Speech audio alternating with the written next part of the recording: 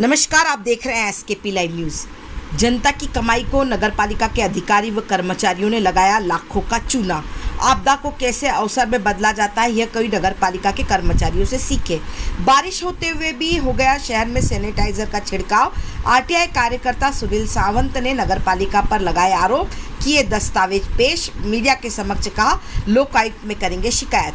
RTI कार्यकर्ता सुनील सावंत ने एक प्रेस वार्ता कर नगरपालिका में सैनिटाइजर खरीदी में घोटाले का लगाया आरोप। उन्होंने बताया कि नगरपालिका में कोरोना काल में 2020-21 में जब पूरे देश में आपदा फैली हुई थी, उस आपदा को अवसर में बदलकर सोडियम हाइपोक्लोराइड खरीदा गया। सोडियम हाइपोक्लोराइड का इस्तेमाल शहर में सैनिटाइजर के रूप में इस्तेमाल बताया गया।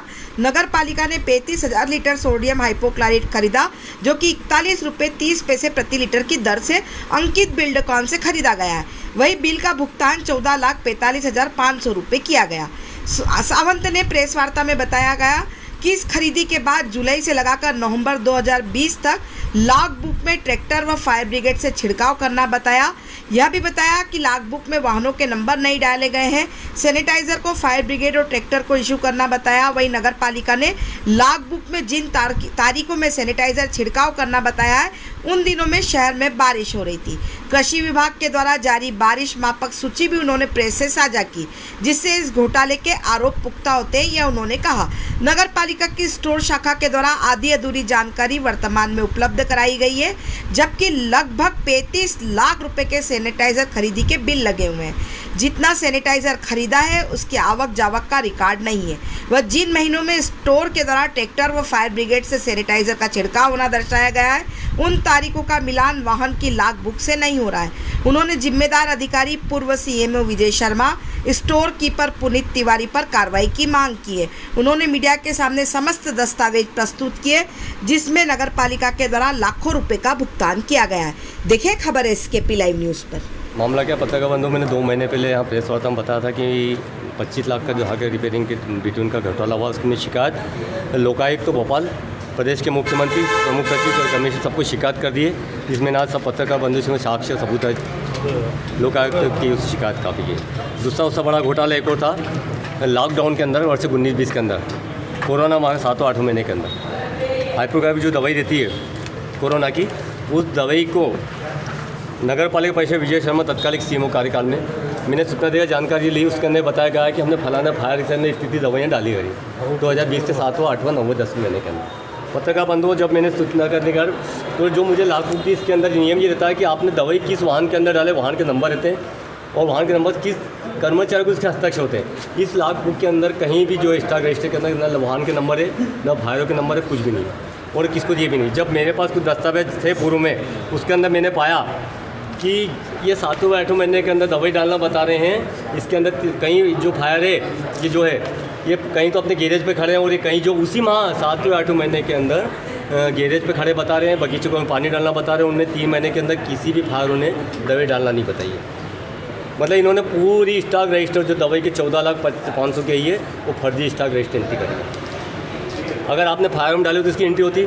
मेरे पास जो फायर उसी माह की उसी तारीख की है और कहीं फायर बता के हमने दवाई नहीं डाली, इसका नहीं कहीं की दवाई डालेंगे, एंट्री बताएंगे। दवाई कितने की खरीदी बताइए और कितने का घोटाला जो है बंदो, ये टोटल 2019-20 के अंदर अंकित बिल्डकॉन काम से कोरोना के नाम पे 35 लाख की दवाई थी। मुझे जो जानकारी दी, आधी अधूरी गई। 14 लाख की दवाई की जो ढूंढने का, वो 14 लाख की है। ठीक, उसमें अभी इन्होंने ट्रैक्टर भी चलाया किराया के। तो आप जब ट्रैक्टर किराया चला तो मुझे जानकारी दोनों पूर्ण, मुझे जानकारी अधूरी दी जा रही। मेरे पास जो साक्ष्य सबूत थे, मैंने आप पत्रकार बंधु को दिए कि फायर में के अंदर किसी तरह से दवाई नहीं डाली। ये फर्जी एंट्री इन्होंने डालने के नाम पर लाखों रुपए का घोटाला करा। दूसरा, अगर आपने ड्रम दवाइयाँ खरीदी 35,000 लीटर ड्रम के अंदर आती है, मैंने सूचना दी और जानकारी मुझे अवलोकन करा ड्रम किया, तो कोई मुझे अवलोकन विगत 6 माह से नहीं करा जा रहा। और पीपीडीसी जो की, और फिर मैं सबसे बड़ी बात, जिस दिन बारिश होती है, बारिश के अंदर दवाई का छिड़काव नहीं किया। पत्रकार बंधु, ये वर्षा ऋतु में ली है 20-21 के अंदर, जिस दिन दहाड़ के अंदर 3 दिन पानी गिरा था, उस 3 दिन भी इन्होंने दवाई डालना बता दी है फायरों के माध्यम से, कि फायर गैरेज पे खड़ा उस 3 दिन के अंदर। ये बहुत बड़ा घोटाला है। मुझे आधे की जानकारी दी गई है और जब मेरी और कुछ जानकारी लगी है मुझे दी जा रही है। रहा 20-21 के अंदर बहुत बड़ा घोटाला होगा, मुझे धार नगर की पूरी जानकारी मिल जाती है तो और एक बहुत बड़ा घोटाला उजागर होगा।